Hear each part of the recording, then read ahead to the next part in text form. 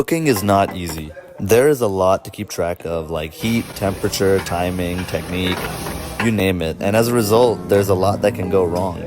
But I think cooking is actually really fun. And hopefully by the end of this video, you feel the same. Because I believe cooking does not have to be as stressful and repetitive as it seems. In fact, I feel the opposite about cooking. To me, it's really therapeutic because it's a form of creativity I get to do every time I feel kind of hungry. And even if I'm making something basic like eggs, I'm still improving my craft. To me, that's the fun part. And by playing this game of trial and error every day, I get to make something that's just right for me. And I want you to feel that way as well.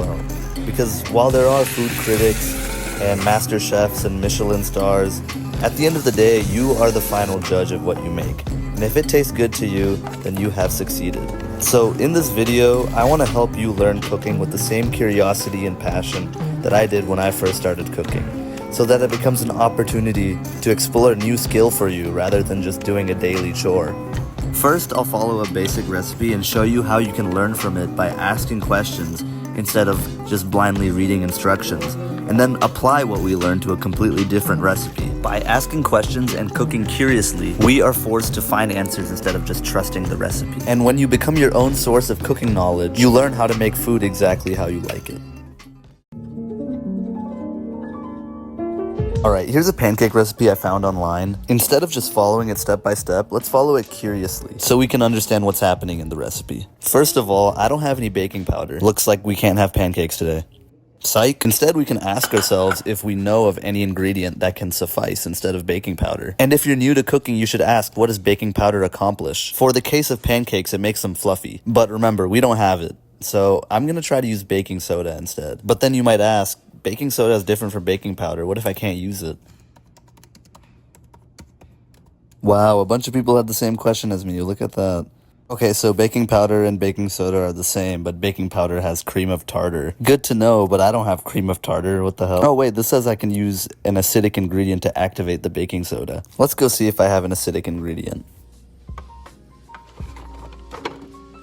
Nice, but let's double check to make sure vinegar works. The nice thing about cooking is that everyone does it, so chances are if you have a question, you could probably find it online. Okay, given the information we've already gathered, we don't really need to watch this whole video. We just need to find out how much baking soda and vinegar she's actually using. Okay, it looks like she's using both baking powder and baking soda, and 2 tablespoons of white vinegar. It's a good thing that her recipe is about the same proportions as ours. So we could just use the same proportions, but probably increase the baking soda because we don't have baking powder. So I'm gonna go ahead with 1 full teaspoon of baking soda and another half for 1/4 teaspoon. Alright, now I'm adding salt, and let's just follow this recipe like we were earlier. We'll add the vinegar at the end because we saw in the video she did the same thing. So now we're adding our wet ingredients. Right now you could ask yourself, what's the difference between adding milk and adding water? Honestly, there's not that much of a difference. I think when people who don't cook very much see someone make something without a recipe, like pancakes for example, they think that they've somehow memorized the recipe. In reality, they've just made the pancake enough times they understand how thick the batter should be. Alright, it's finally time to add the vinegar. We are going to use 2 tablespoons. I know that's not a tablespoon. When you've cooked enough times, you'll be able to trust that whatever you're doing is right. And if it's not, then fix it next time. But anyways, you can see the bubbles activating in the batter. That's the vinegar reacting with the baking soda. We have successfully produced carbon dioxide in our pancakes, and when we cook them, we'll see even more bubbles. Okay, let's start cooking. The recipe says to use a tablespoon of butter to fry our pancakes. Let's go ahead and do that for our first pancakes, but usually I wouldn't add that much butter, and you'll see why in a bit. So now I'm just pouring the second pancake, and geez, those are awfully close. And once again, we see bubbles. That's a good sign. This recipe and every other recipe will tell you that the bubbles popping on top of the pancake means it's ready to flip. But since we use so much butter, you can see that the pancake kind of burned. And that's just because butter is a lot more prone to burning. Once again, no one's expecting you to know this, but you should be asking yourself, why did my pancakes burn? And you should act reactively, maybe turn down the heat. Like I said in the beginning, this is a big game of trial and error. I think a lot of people are afraid of going against the recipe or trusting their own instincts in the kitchen. But the reality is the writer of the recipe has no idea what your kitchen looks like. So yeah, their recipe worked for them, but that was their own kitchen. And this is your kitchen, so things might be completely different. Yeah, I know I'm yapping, but this is literally why recipes go wrong. Like, one factor when making bread is how humid your kitchen is. How is the recipe gonna know that? So the recipe might have worked for them in very specific conditions, but there's no way your conditions are the exact same. You have to account for those factors yourself. Here's an example you can see right now. The pan is smoking a little bit. You should ask yourself, how can I stop this pan from smoking? Your intuition would be to turn down the heat, right? And that's exactly what you need to do. Anyways, we're starting to see those bubbles form again. And if you remember last time, we waited for the bubbles to pop and then we flipped it and they were burnt. So let's let it cook for a little longer. And now let's see if we're ready to flip it. Yep, comes off the pan.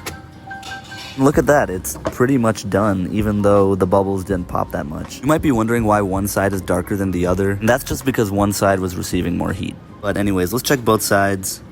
Okay, both sides look good. All we have to do now is take it off the heat and plate up our baking soda and vinegar risen pancakes. I just like it with butter and syrup, but once again, you trust your own intuition. Looks nice and fluffy. Let's go ahead and taste it. Yeah, that was really good. Alright, let's apply what we've learned. Here's a recipe I've always wanted to try for bagels that's just made of self-rising flour and Greek yogurt. I already have the Greek yogurt, but I don't have self-rising flour. I don't even know what self-rising flour is, actually. Oh, it's flour with baking powder. I don't have baking powder, but I do have this. And what did we learn from the previous recipe? Baking soda is activated with an acidic ingredient. Yogurt is acidic. Looks like we didn't need the self-rising flour after all. See how great it is to ask questions in the kitchen? Instead of giving up on a 2-ingredient recipe, we've just turned it into a 3-ingredient recipe. So let's go ahead and bring out our first ingredient, aka flour, and we can get started. The recipe uses 2 cups of flour for every cup of yogurt, so we'll go ahead and put 2 cups of flour. Go ahead and put in our baking soda. And we saw how much baking soda we needed for our pancakes.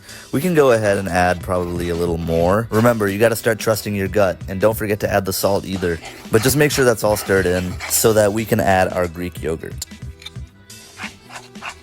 By the way, when it comes to like making dough, I don't think there's a proper way to knead it. All I do is stir it with a spoon as much as I can. And once I can't stir anymore, I'll just go ahead and start using my hands.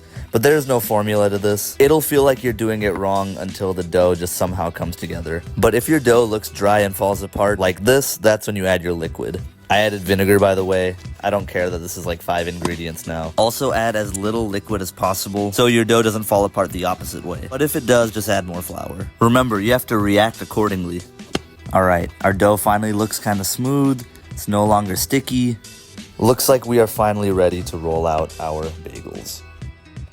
I guess I'm cutting these into thirds and then like rolling them into logs and then tying them together essentially. This is not my first attempt, by the way. This is also a trial and error process. But I'm channeling like my Play-Doh experience from when I was a child. And I don't think that's terrible. Looks pretty good to me. Anyways, I just did the same for all 3 of them. And now I'm gonna go ahead and boil these. By the way, this is simmering, this is boiling. Rapid bubbles.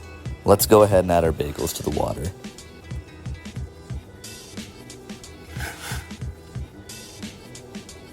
I'm literally using a butter knife to flip these. One thing I remind myself when I do stuff like this is that I am in a home kitchen. I don't have the professional equipment, so these are not gonna look professional. But every time you do it, it's gonna get easier. Alright, time to top our bagels. I'm doing a sesame bagel, jalapeno cheese bagel, and keeping one plain. I'm gonna add the cheese to the bagel later, and that's just because I imagine the cheese will burn if I put it in too early. But anyways, these look good. Let's go put them in the oven. I know I've talked trash about the recipe the whole time, but now is the time to follow the recipe. I think this was 400 degrees, 25 minutes. Yeah, the baking soda has definitely activated.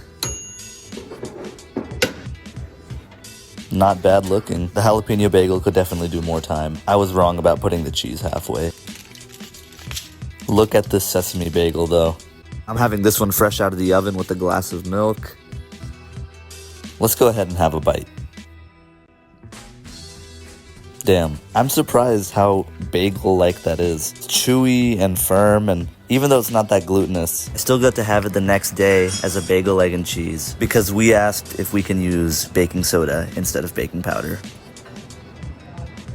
Thanks for watching and subscribe for more.